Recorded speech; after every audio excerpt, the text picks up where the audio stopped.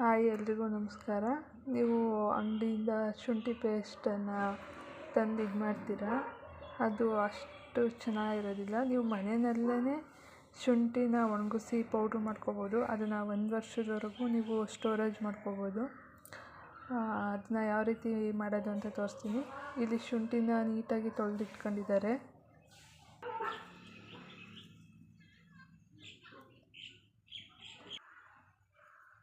ಶುಂಠಿನ ತೊಳೆದಾದ್ಮೇಲೆ ಈ ರೀತಿ ಚಿಕ್ಕ ಚಿಕ್ಕದಾಗಿ ಪೀಸ್ ಮಾಡಿಟ್ಕೋಬೇಕು. ಇದನ್ನು ಬಿಸಿಲಲ್ಲಿ ಚೆನ್ನಾಗಿ ಒಣಗಿಸ್ಬೇಕು 1-2 ದಿನ ಆದರೂ.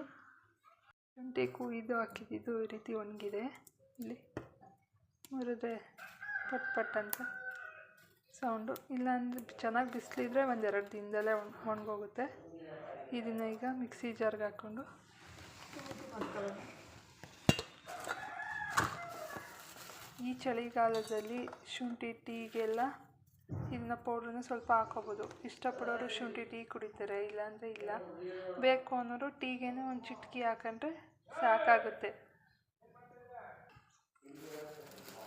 ಜಾರ್ಗೆ ಶುಂಠಿನ ಒಣಗಿರೋದನ್ನ ಹಾಕಿದ್ದೀನಿ ಪೌಡ್ರ್ ಮಾಡಲಿಕ್ಕೆ. ಸ್ವಲ್ಪನೇ ಹಾಕ್ಕೊಂಡು ಪೌಡ್ರ್ ಮಾಡಿಕೊಡಿ. ಈ ರೀತಿ ನೈಸಾಗಿ ಪೌಡ್ರ್ ಆಗಿದೆ. ಇದನ್ನು ಜರಡಿಗೆ ಹಾಕ್ಕೊಳ್ಳಿ.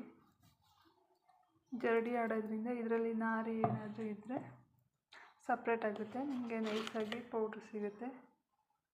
ಈ ಪೌಡ್ರನ್ನ ನೀವು ಯೂಸ್ ಮಾಡ್ಕೋಬೋದು. ಸಾಂಬಾರಿಗೆ ಆಗಲಿ ಟೀಗೆ ಆಗಲಿ ಯಾವುದಕ್ಕಾದರೂ ಯೂಸ್ ಮಾಡ್ಕೋಬೋದು. ಶುಂಠಿ ಪುಡಿ ನೀವು ಒಂದು ಸಲ ಟ್ರೈ ಮಾಡಿ ನೋಡಿ. ಇಷ್ಟ ಆಗಿದ್ದರೆ ಲೈಕ್ ಮಾಡಿ, ಶೇರ್ ಮಾಡಿ. Thank you.